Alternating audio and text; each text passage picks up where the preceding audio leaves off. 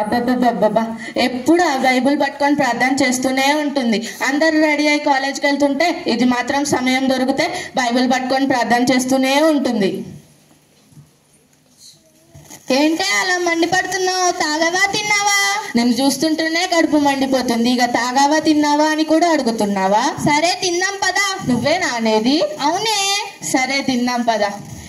ఈ నెలలో ప్రపంచమంతా జరుపుకునే మీదేదో పండుగ ఉందంట కదా, క్రిస్మసా కిస్మిస్సా? క్రిస్మస్. సరే దాని గురించి నాకు కొంచెం చెప్పవా? సరే చెప్తా, వినవే. Hi hi hi Lasya. సరే నువ్వు చెప్పు, వీళ్ళు కూడా వింటారు క్రిస్మస్ గురించి. నేను చెప్తా. క్రిస్మస్ అంటే షాపింగ్ అంటేనే క్రిస్మస్. బోలెడ్ అండి varieties of dresses, 1+1 offers, discounts, మామూలు వెరైటీస్ కాదు అసలు.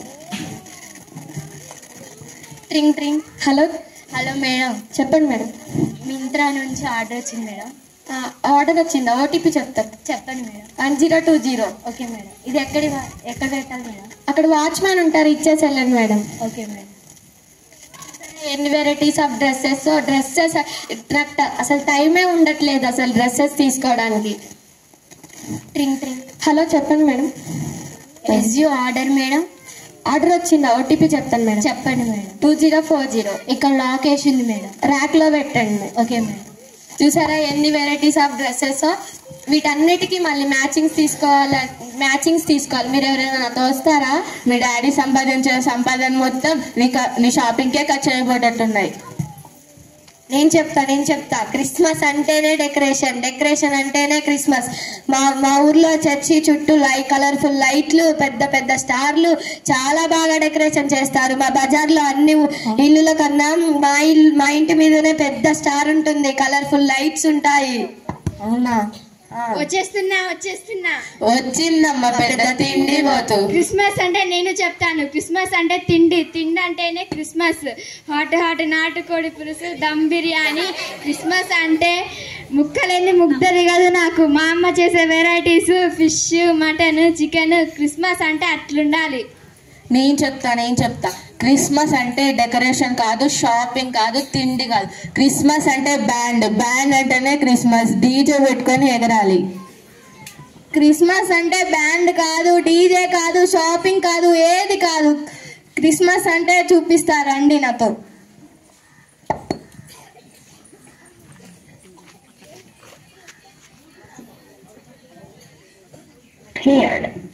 ఈమె పేరు మరియా. ఈమె ఎల్లప్పుడూ దేవునికి ప్రార్థన చేస్తూ దేవుని అందరి భయభక్తులు కలిగి పరిశుద్ధంగా జీవిస్తున్న ఒక కన్యక. ఒకరోజు ఆమె దేవునికి ప్రార్థన చేస్తూ ఉండగా పరలోకము నుండి గాబ్రియేలు అను దేవదూత మరియకు ప్రత్యక్షమై ఇలాగ చెప్పెను, భయాప్రాప్తురాలా, నీకు శుభము, ప్రభువు నీకు తోడై ఉన్నాడు. అప్పుడు మరియా ఈ శుభవచనం ఏమిటో అని ఆలోచించుకొనిచుండగా, మరియా భయపడకుము, దేవుని వలన నీవు కృప పొందితివి. ఇదిగో నీవు గర్భము ధరించి కుమారుని కని ఆయనకు యేసు అని పేరు పెట్టుదు. ఆయన గొప్పవాడే, సర్వోన్నతుని కుమారుడు అనబడును. అందుకు మరియా, నేను పురుషుని ఎరుగని దానిని, ఇది ఎలాగ జరుగునని దొతుత అనగా, పరిశుద్ధాత్మ నీ మీదకి వచ్చును, సర్వోన్నతుని శక్తి నిన్ను కమ్ముకొనును గనుక పుట్టబోయే శిశువు పరిశుద్ధుడై దేవుని కుమారుడు అనబడును. దేవుడు చెప్పిన ఏ మాట అయినను నిరర్ధకము కానేరదని ఆమెతో చెప్పెను. అందుకు మరియా, ఇదిగో ప్రభువు దాసురాలు, నీ మాట చెప్పున నాకు జరుగును గాక అనెను. అంతటి దూత ఆమె యుద్ధ నుండి వెళ్ళెను.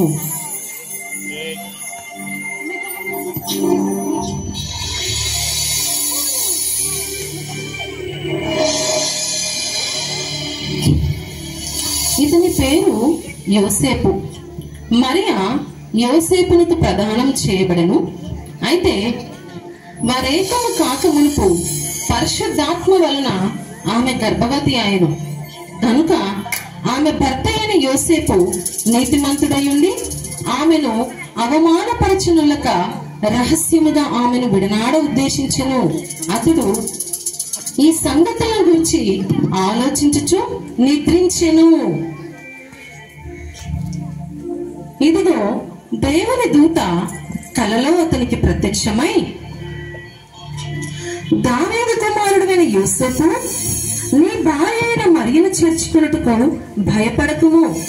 ఆమె గర్భము ధరించినది పరిశుద్ధాత్మ వలన కలిగినది. ఆమె యొక్క కుమారుని కనును. తన ప్రజల పాపముల నుండి ఆయనే రక్షించును గనుక ఆయనకు యేసు అని పేరు పెట్టుదువు. అంతలో దూత వెళ్ళిపోయెను.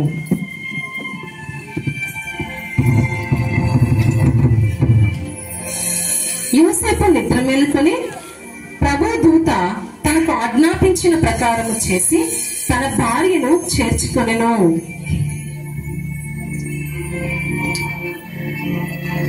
ఆ దినములలో సర్వలోకమునకు ప్రజాసంఖ్య వాయువలనని కైసరు ఔగుస్తు వలన ఆజ్ఞ అయినను. అందరూ ఆ సంఖ్యలో వ్రాయబడుటకు అందరూ తమ తమ పట్టణములకు వెళ్ళిరి.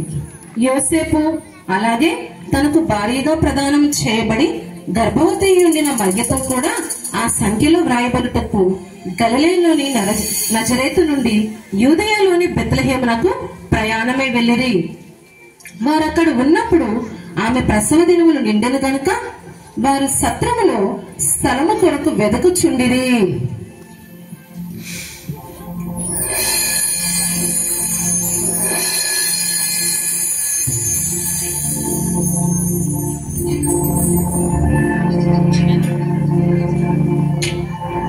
వారు స్థలము కొరకు వెతుకుచుండగా వారికి ఒక సత్రము కనబడిను.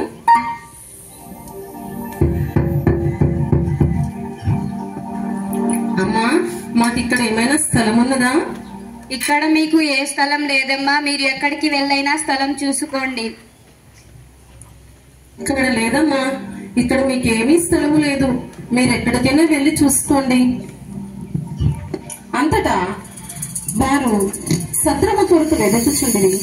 అయినను వారికి ఎక్కడా స్థలము లేనందున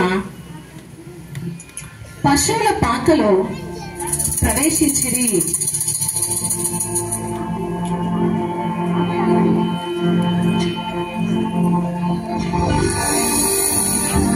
మరియా తన తొలిచూలు కుమారుని కని పొట్టిగుడ్డలతో చుట్టి ఆయనను పశువుల తొట్టిలో పరుండబెట్టెను.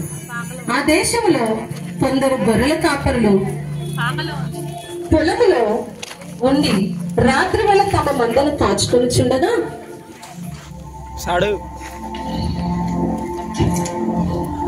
ప్రభాదూత వారి యొద్దకు వచ్చి నిలిచెను. ప్రభు మహిమ వారి చుట్టూ ప్రకాశించినందున వారు మిక్కిలి భయపడి, అయితే ఆ దూత, భయపడకుడి, ఇదిగో ప్రజలందరికీ కలుగుబోవు మహా సంతోషకరమైన సువర్తమానము నేను మీకు తెలియజేయుచున్నాను. దావీదు పట్టణమందు నేను రక్షకుడు మీ కొరకు పుట్టి ఉన్నాడు. ఈయన ప్రభు అయిన క్రీస్తు. దానికి ఇదే మీ కానవాలు. ఒక శిశువు పొత్తిగుడ్డలతో చుట్టబడి ఒక తొట్టులో పండుకుని ఉండుట మీరు చూచెదరు. వెంటనే పరలోక సైన్య సమూహము ఆ దూతతో కూడా నుండి సర్వోన్నతమైన స్థలములలో దేవునికి మహిమయు ఆయనకిష్టలైన మనుషులకు భూమి మీద సమాధానమును కలుగుగాక అని స్తోత్రించిరి స్తోత్రించిరి స్తోత్రించిరి. అప్పుడు ఆ గొర్రెల కాపరులు, రండి రండి, మనము బెత్లెహేమునకు వెళ్ళి యేసును చూద్దాము రండి. ఆ గొర్రెల కాపరులు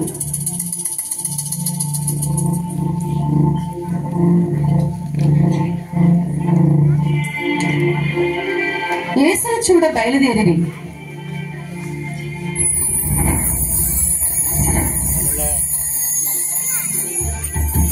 ఆ గొర్రెల కాపరులు యేసును చూచి సంతోషభరితులైరి.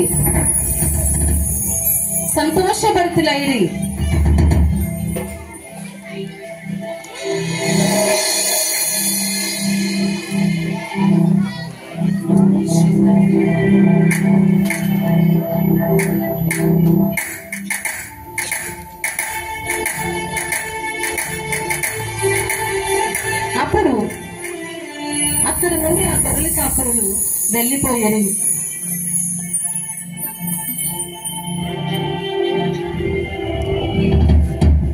అప్పుడు తూర్పు దేశపు జ్ఞానులు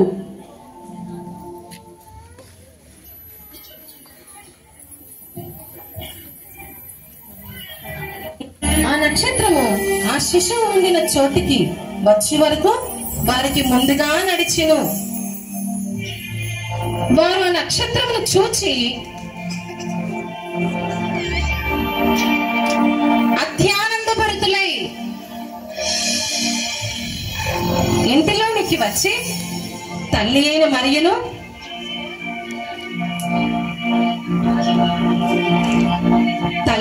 మరియను ఆ శిశువును చూచి సాగిలపడి ఆయనను పూజించి ఆయనకు కానుకలను సమర్పించి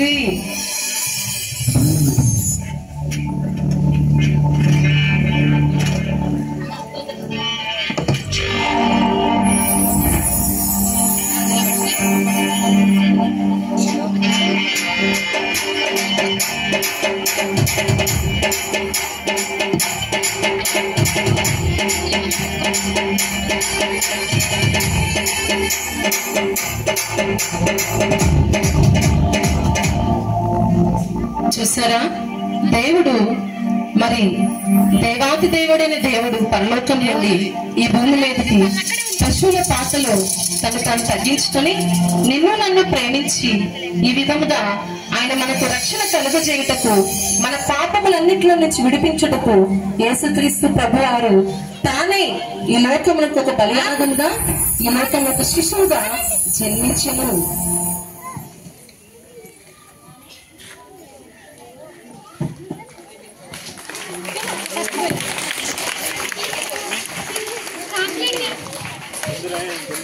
ఉంది సార్, ఇక్కడ నొక్కిన sir. I know.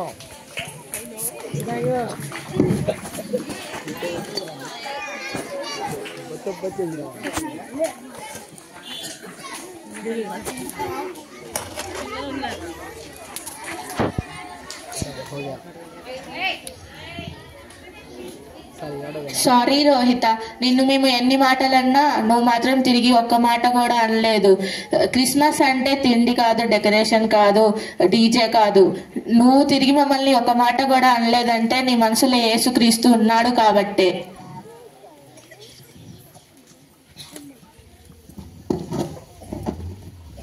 Sorry Rohitha.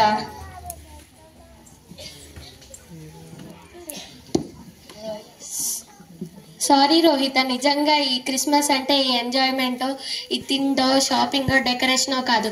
నిజమైన క్రిస్మస్ అంటే మాకు కళ్ళారా చూపించావు. ఇప్పటి నుంచి మేము కూడా యేసుక్రీస్తుని ప్రార్థిస్తాం.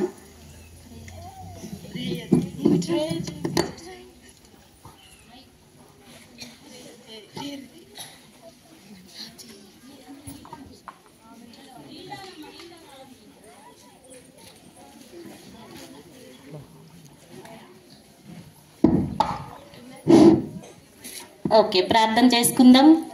స్తోత్రం ప్రభువా, పరిశుద్ధుడ, మహోన్నతుడ, నీకు వందనాలయ్యా. ఈ లోకరక్షకుడుగా నువ్వు వచ్చి ఉన్నావని ప్రభువా, అయా ఇదిగో ప్రభా పిల్లల ద్వారా మీరు తెలియజేస్తున్నందుకు వందనాలు. మీకే మహిమ ఘనత ప్రభావం తెలియజేస్తున్నాయినా ప్రతి పాపం నుంచి విడిపించి ఆయా ఈ లోకానికి వెలుగుగా నువ్వు వచ్చి ఉన్నందుకు వందనాలు మా తండ్రి. ఇదిగో ప్రభువా, మరి మీరు మాకు తోడైనారని నమ్ముతూ ఇచ్చిన ప్రార్థన యేసు నామములో ప్రార్థిస్తున్నాము తండ్రి. ఆమేన్. ఆమేన్. Happy Christmas, merry Christmas.